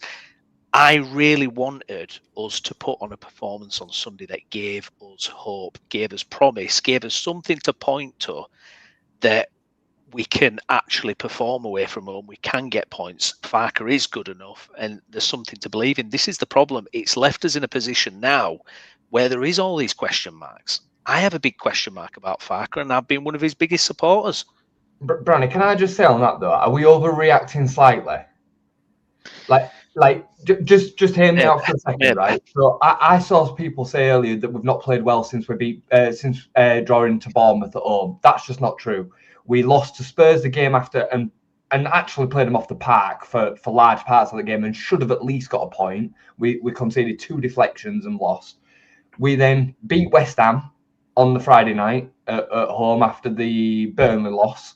We showed a reaction and beat West Ham. West Ham have then gone on to win back-to-back home games and haven't won at their place in forever. They beat Newcastle and beat Burnley at the weekend. So they were crap when they played us, but now they're all of a sudden they're good again. So Farker gets no credit for beating West Ham whatsoever now for some reason, even though he's won back-to-back games. They've won back-to-back games thereafter. We've then gone to Brighton, who are a great side, and they are very, very capable of crushing people. I agree with you, and I agreed with you yesterday when we spoke. The feeling around the performance yesterday wasn't good enough. I get it, but it's 2 Premier League games in a row, 2 away Premier League games in a row. That game yesterday was bigger for Nottingham Forest than it was for Leeds United. They were on 6 points at home against a team that have won 1 away game all season. They needed to win that game more than us, and they've got a better team than us. 1 to 11, I would probably put them all in over ours. They're out of kilt, they're out of position, and I recognise the fact that, they're in bad form, and they're a team that we need to beat because we need to replace another team. I hear all that, but in terms of the bigger picture, are we overreacting? Is the fan base overreacting, given the fact that this squad is as weak as what we say it is? Yeah, I find it hard to disagree with that as well. When you kind of lay out the facts of what it is, it's hard, and it's almost like, I don't know, it just feels like the alarm bells are ringing with some of the performances and the decline in performances. I just feel like we're losing something. And I talked earlier about the recruitment and the issues with that, and it's, there's bigger issues that we're going to have to look at. If these players are not good enough, then the recruitment's not being good enough. Yeah, you can't. That's just a fact. How much did we spend? We spent over 100 million. We spent 120 million or something. We didn't recoup much, so we've still invested. We've still identified these players. We've still put money in our pocket. We've given Farker tools. Now apparently there was arguments over which keeper to pick. There's all sorts of things that have gone on. And I'm sure, it's as complicated as anything, much more complicated than fans realise. But I don't know. I don't know where my head's at with it, I'll be honest. I really don't know where my head's at even 24 hours on from the game yesterday, I don't know if I'm Farker in, Farker out. Yeah, I just feel completely 6 and 7 with it. I know Lou.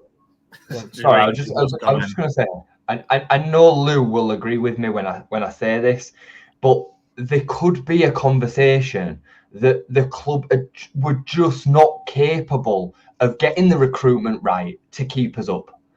Sunderland are an exception. They are breaking the mold of the rule right now, especially with the severity of how it's looking like they're probably going to stay up, right? And we know that they had a lot of PSR wiggle room. But right now, us and Burnley are in exactly the same position. You know, we're in exactly the same position. At least we're being competitive. We're not on 2 points. We're not looking like the bottom 3 from last season in Ipswich, Leicester and Southampton. We're not. We've been very, very competitive. The argument, I get the recruitment's not been good enough, but how good could it be?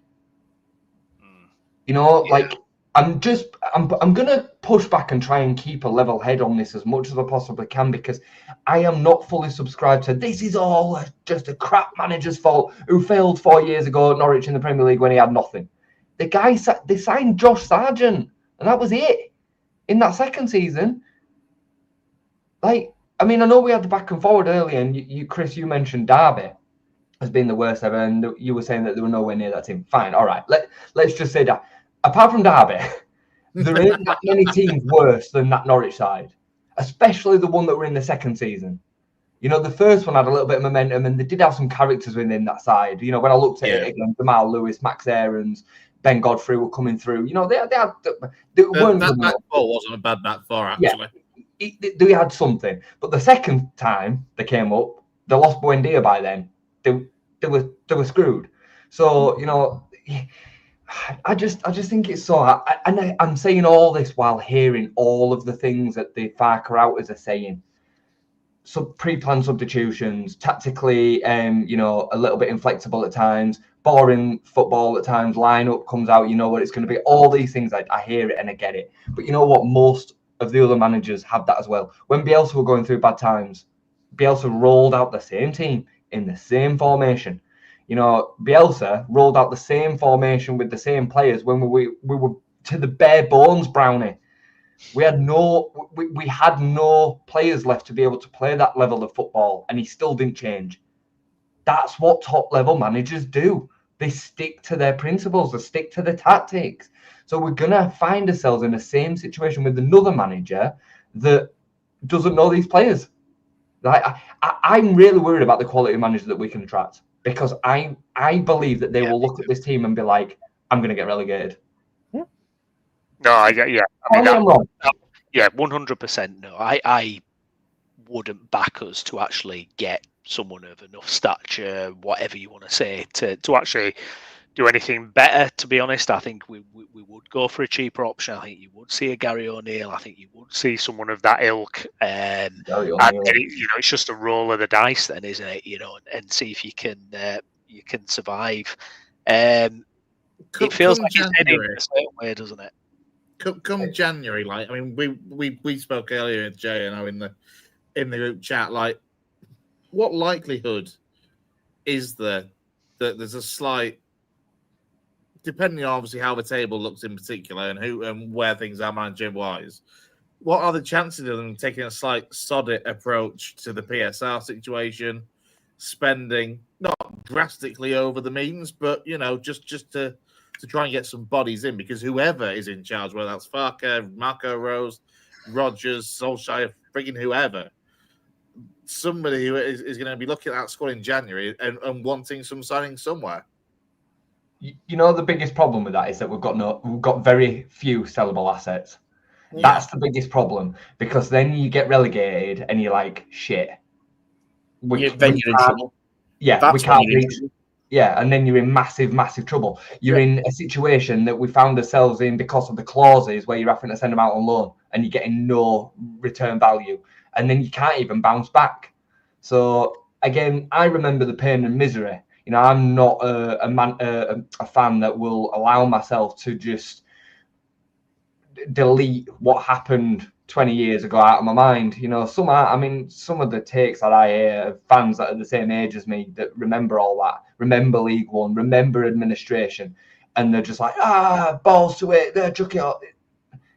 It blows my mind. It absolutely blows my mind. So no, from what we've heard, Browne, there'd be limited resources in January because of the PSR limits. I think we'd need to have some sort of confidence that we were going to stay up to spend more. Yeah, I mean, there's a couple of things I want to highlight with the recruitment that's kind of doesn't add up. You know, the fact that we went so far with the Pajau deal, you know, that was going to be £30 million. That's what we agreed, and he chose to go somewhere else.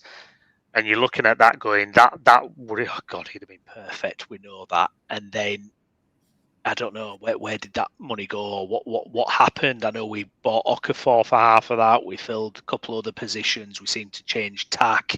And then the other one, what was the other one I was going to say? No, it's completely. I do believe that's it. Sorry, just before I forget it again. Noah Siddiqui. So we were in him, us and Sunderland. He wanted to go to Sunderland over Leeds because of the project. That is a recruitment failure. I'm looking at Adam Underwood and Robbie Evans and Parag. Why couldn't you get that deal going? I'm not saying Noah Siddiqui is the Messiah and he's going to save the season, but I'm saying things like that, it's alarm bells. But you know, for like Noah Siddiqui, and I'm not saying that this is the case, but you know, if he's sat in front of Leeds representatives and Sunderland representatives are saying, we've got 200 million to spend, we've got complete clarity with PSR, we don't have any panic whatsoever, we're going to recruit all these players, we're going to have a team that are capable of finishing top 10. And then you go and sit in front of Leeds who say, we've got 100 million to spend on 10 players. We are going to be a little bit tight to the project, but we're really keen to get you in. You are a big part of the plans. Who do you go to? Like they've got no concept of the history of the two clubs, and you know Sunderland are a big club in themselves. So when you look at it like, and then could they offer another 20-30 grand a week? I don't know. We don't know his wages, do we? So my opinion, just coming to the Pajau deal, I truly believe if we'd have signed Pajau for 30 million, we wouldn't have signed Okafor, obviously, and then we probably wouldn't have signed James Justin and Browne. Or there'd have been gaps somewhere else in the squad. But do you remember about the Okafor deal? The fact that he'd agreed to come to us before, and it was said like it was almost like it was kind of a deal that just kind of happened because we played them in a friendly. It was like this is madness. What's going on here? Yeah, I mean, I like him. I like certain bits, but we'd have been. And I mean, I said this in the summer, and nobody wanted to listen to me. But we the first signing we should have made was Manor Solomon. Yeah, it was the first signing we should have made, and he goes to Villarreal. He's having an all right season so far. We'd have known what we were getting, and he's what we're missing. We're missing him. We are missing him. You know, the attack arguably is worse than last season.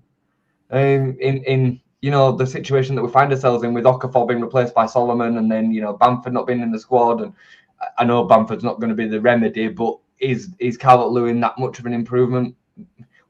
He's a spicy Bamford, and he's a spicy Bamford. We've said that from first balls that were kicked. So, mate, there's definitely been. He is a spicy Bamford. He's a better looking Bamford. The recruitment is definitely an issue, but again, I am trying, I guess, to be understanding of the level of recruitment that they were capable of doing. You know, and for most promoted clubs, they're gonna struggle. Like Burnley have struggled as well. Like all of them struggled last year, and all of them struggled the year before. You know, so sometimes there's a bigger picture than it's just a manager's fault, and some fans completely ignore that fact. Like Browne and you guys have touched on earlier, the infrastructure behind the scenes in terms of Kinnear leaving and planning for that succession, because that was rumoured for a long time. You know, has that been thought through? I don't know, because I'm not involved in four walls, but, you know, people could look at that as an example. But also, let's be honest, some of the players can take a bit of responsibility and accountability as well. You know what I mean? It's like people are going, oh, Farke out, Farke's doing this and that. Hang on a minute. You Premier League quality players, majority of you, step up and do a job. It's not that difficult. You know, it's not just laid at manager's door. And I'm sorry, but there's an easy cop-out nowadays when it's all laid at the manager's door. Well, actually, in fact, the players and I'm going to throw it in there, are paid enough money to be a luxury player in the Premier League, and are paid handsomely and are more than talented enough to step up the game. And sometimes footballers don't take that responsibility anymore, though, do they? Like 15, well, 20 you know years what? ago. You know what, Chris? Tough 15, shit. We're going to 20 have to some time, aren't we? Well, Because I know, the managers are getting absolutely rinsed apart by fans and this, that, and the other. When actually some of the players could do arguably a tiny bit better. I agree, but I think this is a problem with modern football in general. It's a systemic And issue, honestly, yeah, this isn't just the Premier League. I think this applies right the way down to the national, your non-league scene. And that's what I'm saying. Footballers now just don't have that character and that mentality to be prepared to fight like they used to, and also to accept responsibility. So much stuff now is, even from players, is coaches' faults, his managers' faults, his fans' faults, is everyone's fault except their own. To an extent, and I'm going to sound like I'm contradicting myself, but I'm not. I'm not saying the players don't, because I would say 99% of players actually really do care, even to the levels at lower league, they do care. What I'm saying is the fans are very quick to get on the manager's back, rather than sometimes having a bit more of a balanced opinion and looking at some of them players thinking, maybe we can call them out a little bit better, rather than just laying it said manager's door a little bit. You know, we're looking at Leeds recruitment, which what the guys have said is absolutely fair. You know, you look at players in there who've signed. Justin couldn't get a game for Leicester in the Premier League. Now he's considered to be a Premier League player with Leeds. Longstaff couldn't get a minute in Newcastle's team for the final 4 or 5 months. Now he's a regular starter. That is upon Leeds United and promoted clubs efficient pretty much, unless you've got an unbelievable scouting department, which is, to be fair, what Sunderland have done. They've gone down a completely different route. Listen, we could be talking about this where Sunderland could be on the bottom of the table with 2 points. We were all expecting it. It were going to go one way or the other. They've took the risk, and you know what? Fair play, it's paid dividends to him, but it could have gone the other way. We don't hear people moaning about that, though, do we? Because it's all ifs and buts. And it's the same with Leeds United. And I just think people have just got to realise that sometimes it isn't all down at it's not all due down to the manager, like Browne and the guys have said. There's potentially other issues at play. And from what I've said earlier, be careful what you wish for, because it doesn't always work out. It really doesn't. It's a circle of blame, isn't it? You've got the manager, the players, the owner, and whatever. Yeah, you know, and it's this kind of circle. And you know, you look at one aspect, you go, well, that's because of that. Well, that's because of that, and it just goes round. You know what? Let's be honest. It's harsh to say, because we're all football fans. We can be absolute pain in the arses as well. Yeah. We can create a toxic atmosphere, and that doesn't help thing in the slightest. Lou, I said to Browne yesterday, half of the problem at Leeds United is us. And we've lost perspective. People will shoot me down on it. It's true. The fan base at Leeds United is such a positive and negative. You know, and we've also had our views clouded by the Bielsa shadow. I call it the Bielsa shadow, because the people's expectations are the lightning in a bottle moment that we got when we finished 9th on the return to the Premier League. That swashbuckling football that everybody absolutely loved, the way that we fell in love with Leeds United again during that period of time. People can't comprehend it outside of the club. You know, you might be able to, Luke, because of Keegan and the times that you've had, and even Eddie Howe, I suppose, to a point. Of course it is. Most fan bases have not had what we had with Bielsa, and it has definitely warped people's mind. Daniel Farke, from the second he walked in through the door, didn't get the credit that he deserved. He's 100%. Not. Last year, when you were breaking records, still some people wanted him out, and you were top at Leeds. One of the guys there has made a really good point about hammering Man United. We might not like Man United. They've backed hammering to the hill, and look what he's done. He's pulled them around this season. And to be fair, they're playing some half-decent stuff. I don't like saying it, but they are. You know, you look at other clubs. Yeah. What did I mention this weekend? What Spurs fans were doing, booing Frank when he goes and scores. Yeah. You know, people were moaning about David Moyes at West Ham. He leaves. He's gone to Everton. We know what's happened at West Ham. So sometimes, again, easy to blame the manager. It's not all down to the manager. There's other factors in play. And when you get toxic energy around a place, funny enough, guys, it plays onto the players, it plays onto the coach, and it plays onto the club. Because if you think, Craigie Gaz was saying it with Bradford City earlier, they're booing. The second in League One have just got promoted. What on earth are people expecting? It's Crazy, absolutely crazy. Absolutely crazy. You know, and I think yes, you get wrapped up in the emotion of it. I get it. That's the whole point of football. We love it for that reason. But sometimes it feels like you're just over expecting too much. And as shit as this sounds, there's still a picking order in football. And sometimes you've just got to accept where you are. This sounds really harsh to say, and Leeds fans might come at me and absolutely swarm me. But Leeds United have been a championship club for pretty much the past 20 years. You're in the Premier League on the off chance at the moment. So embrace it, enjoy it, because you're not bottom of the league with 0 points. You're still in a shout of staying up. So get behind each other and grow together, because funny enough, if you start getting behind everybody's backs and getting on at people, that's when it will not work out for you. And you'll have a season in the Championship or another 5-6 years. Look at the teams that have gone down. Sheffield United, struggling. Luton, struggling. Ipswich, struggling. Leicester, Southampton, struggling. That could be Leeds United again, quite easily. We'll be back on Tuesday with a special show when Daniel Parker's sacked by the Leeds United board.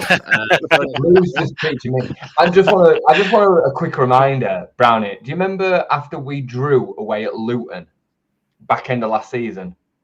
It were about 6 or 7 games from the end of the season, and there was a genuine conversation about sacking Farker then in the fan base to get somebody that's just going to get us over the line with a bit of a different momentum. Just to back up exactly what Lou's been saying. So yeah, sometimes you got to find a solution at the moment, and I'm not digging you out, Brownie, because I get it. But even you're struggling to find a solution. So when people are going, "Oh my God, what do we do? Get rid of Farker," that's fine. Find a solution then. Tell us what your solution is. Don't come with problems. Find your solution. If that is your solution, I'll be slightly concerned. And on that note, wrap it. Let's wrap it up there. Good chat though, lads. I mean, look, we've if you're a Leeds United fan, you've enjoyed the last hour's worth of Leeds United chat. I know Brownie and Jay, you're going to be basically regurgitating everything you've just done tomorrow morning. Tomorrow night. 5 o'clock tomorrow. Maybe me and Brownie can have a little bit more of a constructed kind of version of this. Maybe once another 24 hours are settled, Brownie, maybe we can actually get his head around this a little bit more. He ain't going anywhere. He ain't going to get sacked. He ain't. It'd have been done today. Four games time. I can't wait till you click my piece. You can show that tomorrow in your show. That'll get them all riled, won't it? What was that, Lou? It says I can't wait for my little rant to be clipped up and share with Leeds United fans. I think I might be off social media in a day.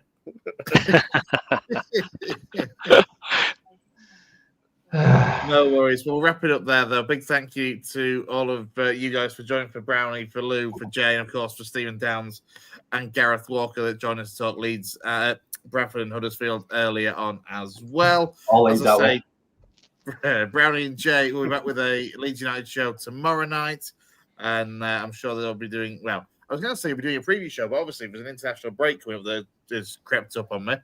Yeah, the eye roll is fair, Jay. The eye roll is fair.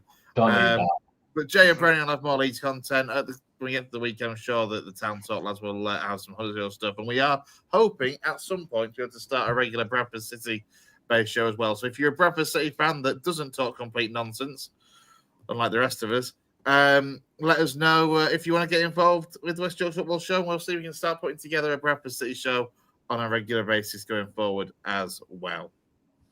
But from myself and the rest of the lads, thanks for joining us tonight. Thanks for all your comments. Do follow us on social media. Hit what is it you say, Brownie? Smash a like on the video. Smash a like.